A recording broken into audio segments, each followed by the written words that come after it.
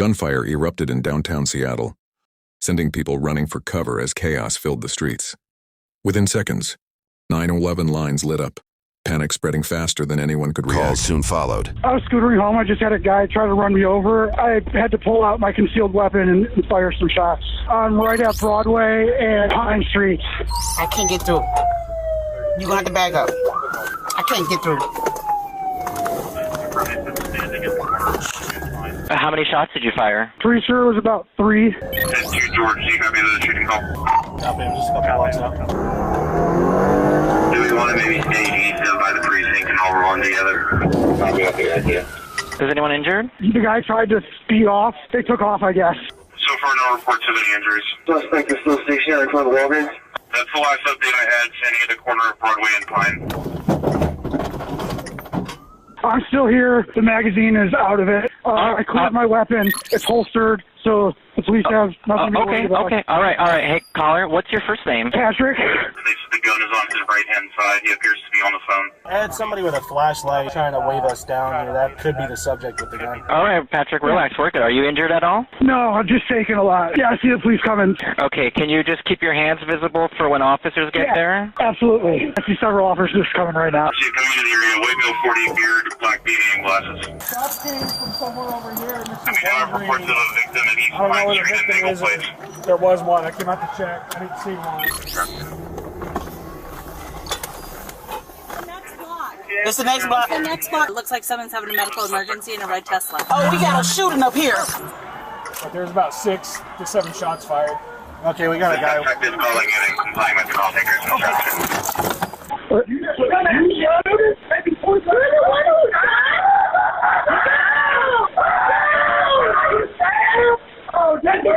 Patrick, are you still there? Sorry, I have to end my ride on my scooter. Can I hang up? Yeah, okay, go ahead. All right, thank you. We got him here on the south side. Proceed with the suspect on the south side. Okay, hold on. Hey, okay, hands up. We have to detain you. Get your ass on the ground! Hey, you quiet. Let us do the job. Hands out. Don't move. Okay. Yep. It's on my right side. Okay, yeah, we see it. As officers detained suspected shooter Patrick Cooney, others aided an injured party on the opposite corner of the block. I get some more units here at Harvard and Pike. My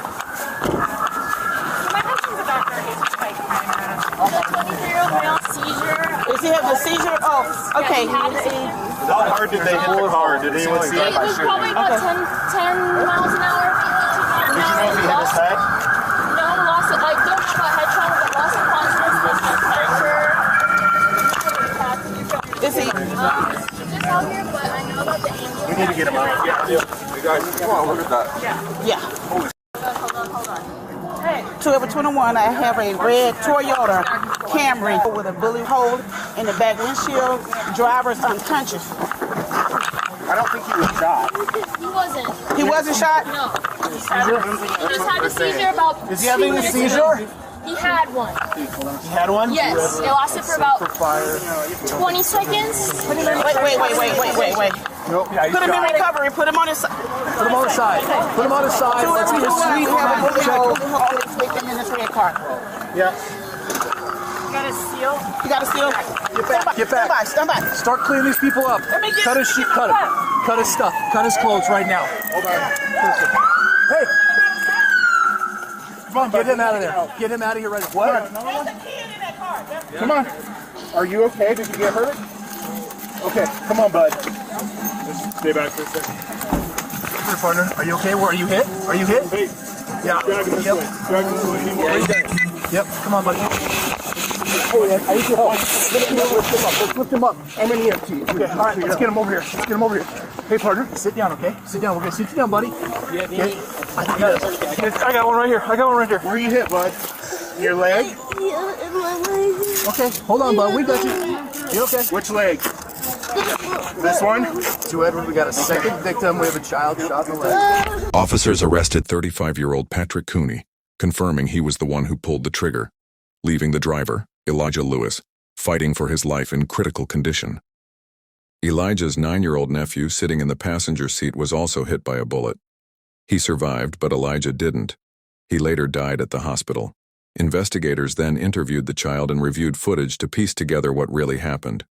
A trained child forensic interviewer handled the session carefully, making sure to gather the truth without causing more trauma or distorting the boy's memory.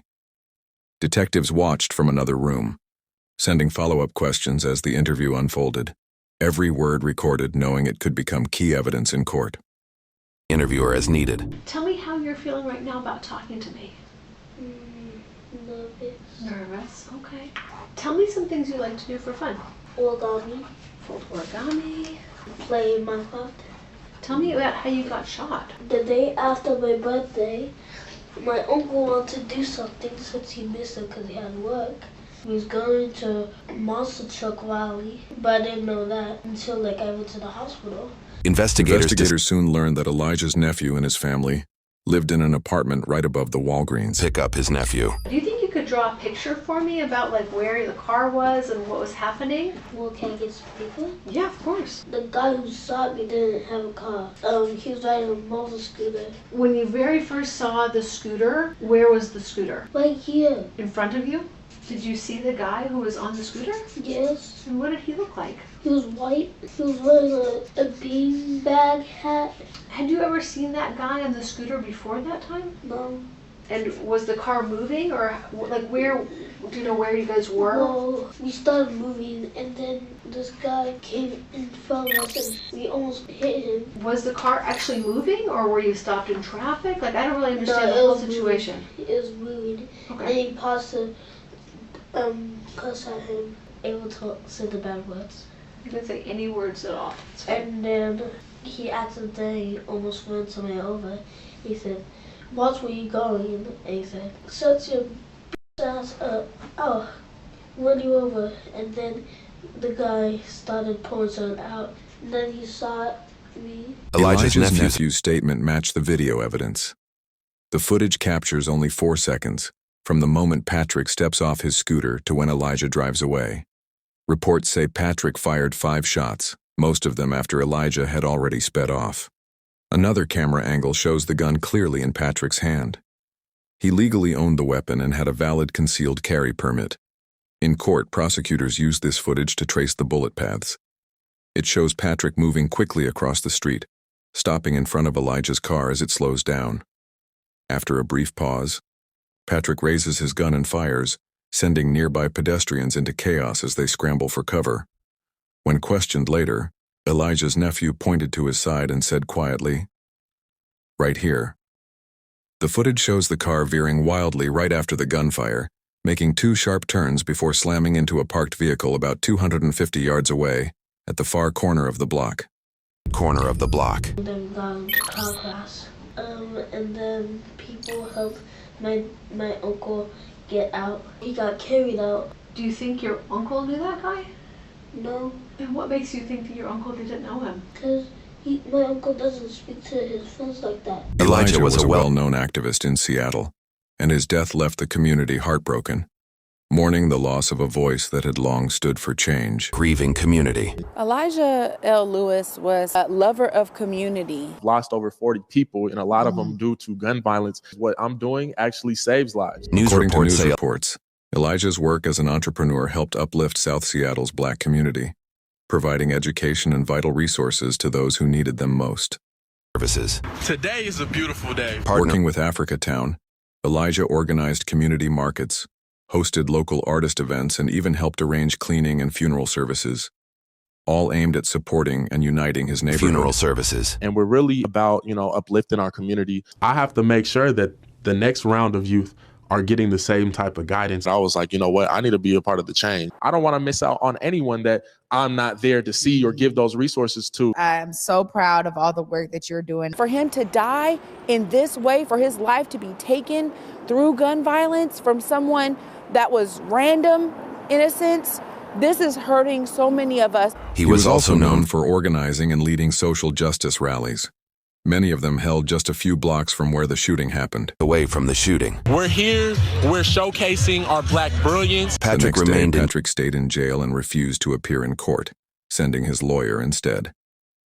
Frustration filled the courtroom as people who came to seek justice wanted to look Elijah's killer in the eye. Killer face to face. There is no justice for my brother because my brother is dead. He took my brother at 23 years old. He wasn't even the apex of what he was. Patrick was held on a $2 million bail, facing charges of second-degree murder and first-degree assault. First-degree assault. Your Honor, on behalf of Mr. Cooney, we would acknowledge receipt, ask the court to enter a plea of not guilty, and to the extent there is anything that is... A jury trial followed memorials for Elijah. He really helped change me by showing me and telling me that I need to have patience. He was with me 30 minutes before he got killed. We were at an event supporting prisoners inside the Stafford Creek Correctional Facility. I'll be here. Let's figure it out. Patrick's defense claimed that Elijah's car swerved toward him and that he fired in self-defense. They argued he suffered from PTSD after being hit by a car while biking in Chicago back in 2019. But prosecutors painted a different picture, pointing to Patrick's pattern of road rage. Within a year of the shooting, he'd been involved in 3 similar incidents. In one, while on a scooter, he knocked on a car blocking a bike lane. When the driver got out, he allegedly pulled a gun and told her, "I ought to kill your ass." Just a month before Elijah's death, he reportedly broke a side mirror and racked his handgun after being cut off in traffic. Prosecutors dismissed the self-defense claim, saying Patrick kept firing even as Elijah drove away. In February 2025, the jury found Patrick guilty on all counts. Having a man who did everything in his power to improve marginalized communities, it will have you.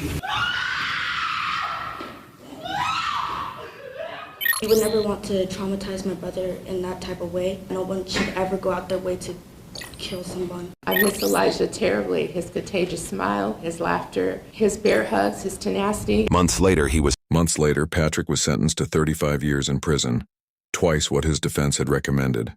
He'll be 73 years old by the time he walks free. When released. He murdered Elijah because I think he wanted to. His outbursts were insane. It really just showed the person that he is. No remorse. That was my concern from the very beginning, and no accountability. A donation link for Elijah Lewis's family is provided below this video for those who wish to support them during this difficult time.